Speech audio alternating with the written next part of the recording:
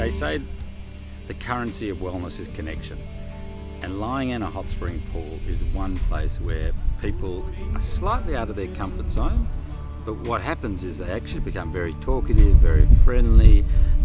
You're talking to complete strangers, and people are suddenly feeling like they're in community.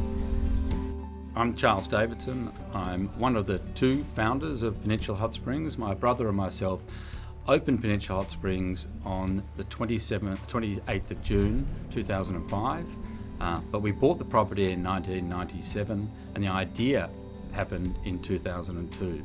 So this has been a 26-year journey to get us to now. For many people it feels like it's just overnight, but it has been a long journey, but a very incredible one. As we started the hot springs, nobody knew what hot springs were in Australia.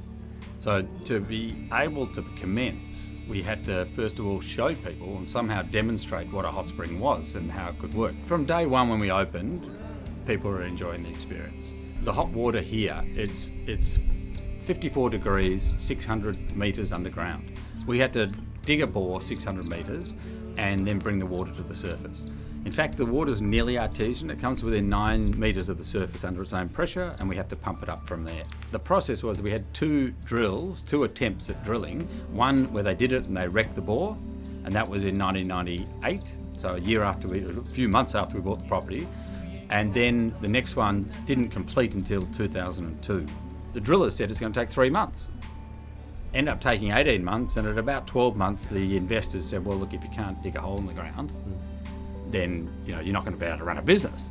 The biggest challenges was keeping your head together, keeping your head straight when you feel like chaos is happening. We see our business as one which is about connecting people with nature and each other. We see it as something that is about creating community. And part of that is we feel hot springs are very good for mental health and very good for physical health.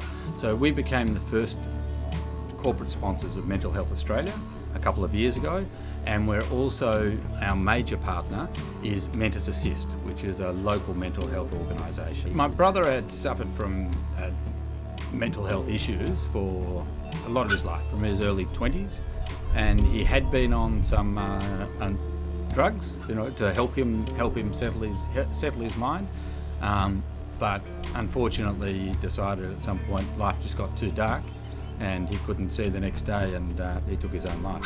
But obviously when something like that sort of level of trauma happens in your life, you have to make a choice, and you can either choose to go down and be a victim or go down and blame people, or you can say, look, no, I'm not going to do that. I'm going to try and do something really positive and make purpose out of, it's not purpose out of it, but just make sense out of what has happened. And so by driving these programs, working with mental health organisations, it's a way of affirming who he was as a person and how important he was in what we've got here, but also about trying to see a positive light on something which is a real tragedy in our life. One of the stories at the hot springs which really resonates for me is a lady who came here who had severe arthritis in her hands. When she drove in, she had to hold her steering wheel like this. She could literally not be able to bend her fingers.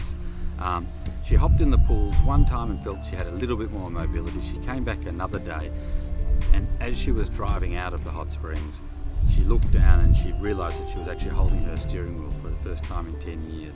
And she told me this in a letter. And she stopped the car halfway down the driveway and she said, I had to cry. I could not believe that I was actually able to move my hands.